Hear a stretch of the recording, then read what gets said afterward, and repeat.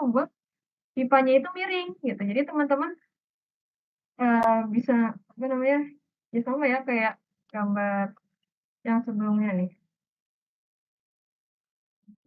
Ya, oke. Nah ini, berarti kehilangan energi itu cuman dia akan sama dengan slope-nya, seperti itu. Slope-nya lurus berarti head loss-nya 0, kayak gitu.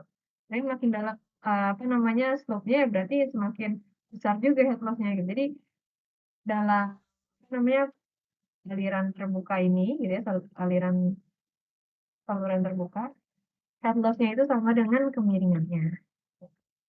Dan dalam pipa bertekanan gitu ya, diameter konstan, velocity head konstan, gradient energi gitu itu digambarkan dengan ini.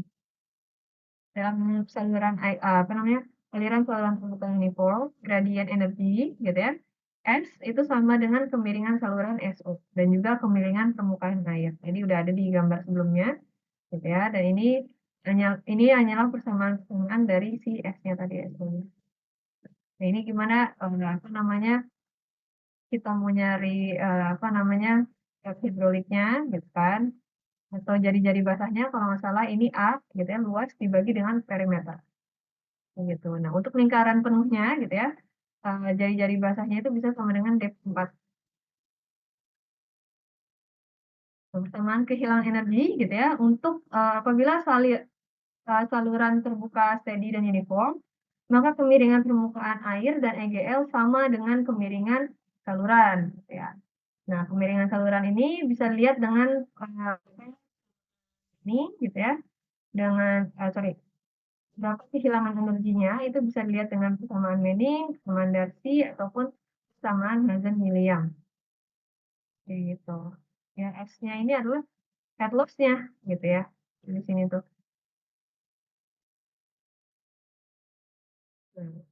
Kemudian yang paling penting dalam aliran saluran terbuka adalah kedalaman parsial ya, teman-teman. Jadi kedalaman parsial ini berfungsi untuk kita tahu berapa energinya, berapa kecepatannya dari suatu fluida yang ada di saluran terbuka gitu ya. Jika yang terbasahinya adalah sebagiannya gitu. Jadi nggak full gitu ya basahnya. Ini bisa dilihat ya, ini sama dengan bawah, ini dibaca. Ujian mah akan selalu saya kasih rumusnya, tapi nanti kalian hitung sendiri ya. Ini inilah harusnya ada contoh-contoh, tapi nanti saya jelasin kalau misalnya keburu ya waktunya. Terus kemudian untuk apa namanya, saluran saluran air limbah, yang paling penting ketika teman-teman mendesain adalah self cleansing-nya, kecepatan self cleansing atau sua bersih dalam bahasa Indonesia ya. Jadi untuk sanitary kegiatan dalam saluran air limbah ini gitu ya, dikelompokkan dalam beberapa kategori. Yang pertama adalah large fecal dan juga senyawa organik lainnya. Yang kedua adalah bisa jadi kertas gitu ya, atau misalnya kain ataupun air ya, benda-benda lain lah ya selain daripada air limbah gitu ya, yang bentuknya kayak sampah gitu, yang bisa orang-orang buang ke dalam saluran air limbahnya, kayak tampon atau misalnya pembalut dan lain-lain gitu ya. Nah, kalau misalnya dalam suatu septic tank atau dalam suatu toilet itu di apa namanya, diaplikasikan garbage grinder gitu ya. Jadi di IPAL teman-teman udah lihat gitu ya, kalau misalnya dipasang grinder setelah dari grid chamber itu akan menambah dari grid chamber atau dari basket ya lupa. Itu akan meningkatkan nilai organic loading-nya atau nilai BOD COD-nya. Ini juga sama, ya konsepnya sama. Dan juga senyawa lain apa namanya, bisa ada juga senyawa lain yang terbuang gitu ya, baik itu dari industri ataupun dari sumber lainnya. Terus ini yang tadi yang ukurannya besar, ada juga yang ukurannya udah cacah, udah halus gitu ya. Saluran yang memiliki kecepatan self cleansing, sua bersih, itu akan mampu mentransportasikan hampir seluruh padatan ke titik yang diinginkan. Ya. Apabila kemiringannya cenderung datar, maka kekuatan self cleansing-nya akan terbatas. Variasi aliran air limbah dapat mengakibatkan pengendapan padatan pada saat alirannya rendah. Gitu. Jadi yang pertama adalah kalau misalnya kemiringannya pas, gitu ya, kemiringan salurannya pas, maka apa namanya tesnya oke, gitu ya, maka kecepatan self cleansingnya, gitu ya, kecepatan self cleansingnya ini juga akan dijamin, gitu ya.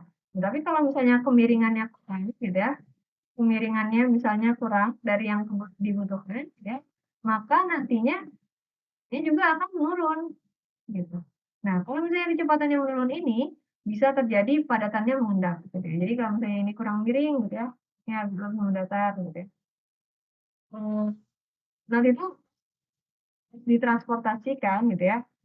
Nah, ini padatan, gitu ya. Ya padatan bisa terbang, bisa juga ini ya. Tapi kalau misalnya dia cukup berat dan juga alirannya rendah, gitu ya, nanti akan ada titik di mana padatannya itu mengendap, gitu teman.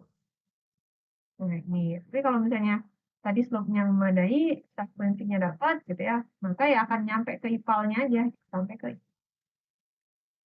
gitu.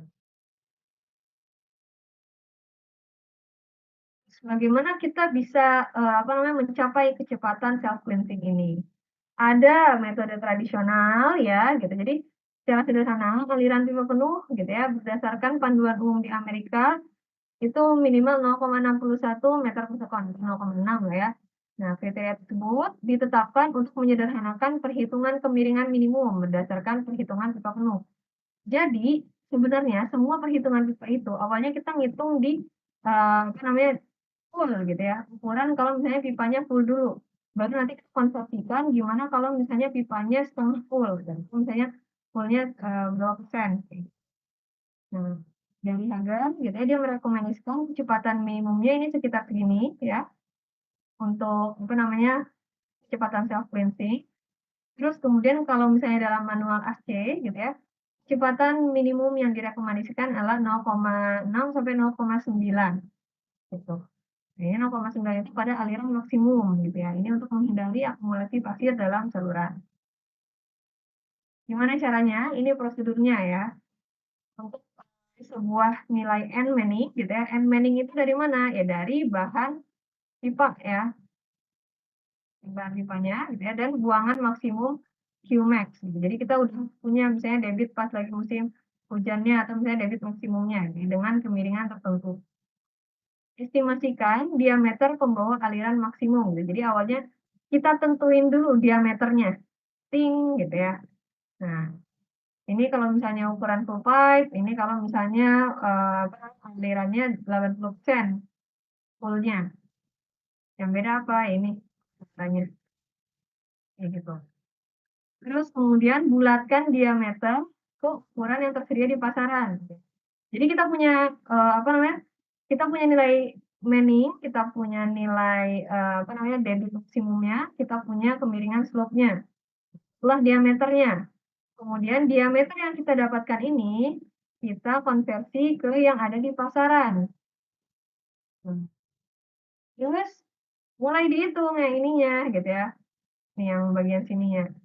Nah, hitung kita punya debit, kita punya ini, gitu. Nah, nanti dapat apa namanya? Dapatlah ini dan juga ininya, diameter basahnya. Terus dapat apa namanya? Untuk diperoleh kedalaman normal pada saat debit maksimum. Sehingga dapat dilakukan. Nah, perhitungan ini dapat dilakukan dengan komputer atau memilih nilai cobaan dulu, gitu. Coba dulu nilai hitung theta, hitung A, gitu ya, RH dan juga ARH-nya, nantinya nilainya disesuaikan dengan yang ada di sisi kiri.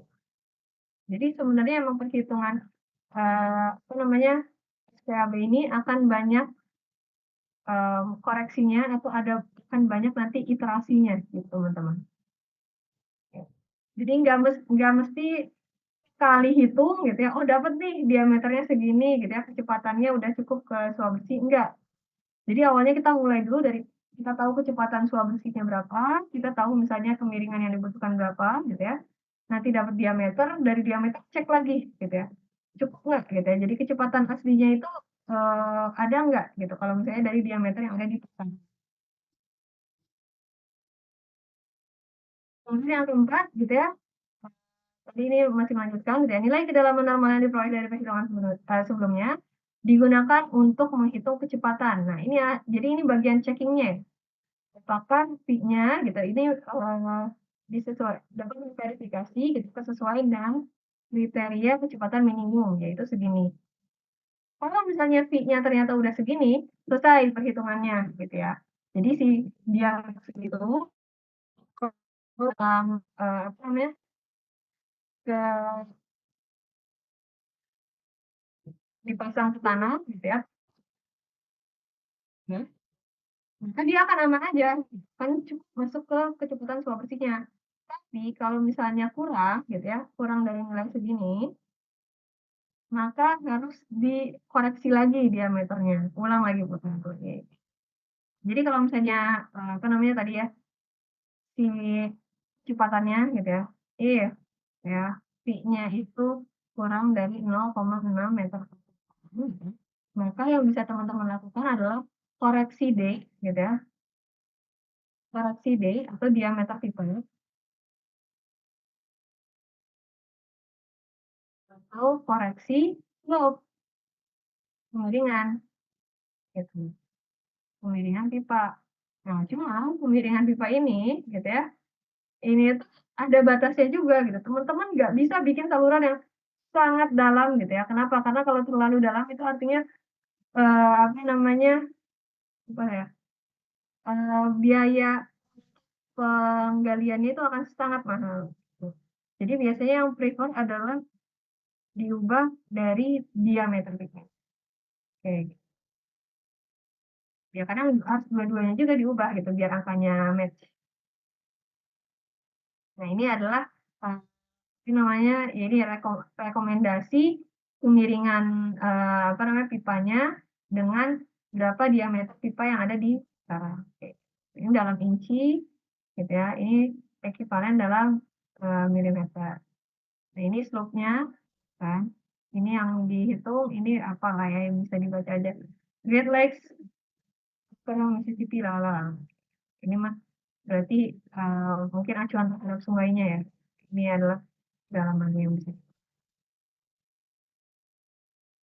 Oke, itu teman-teman. Oke, ini untuk materi yang eh,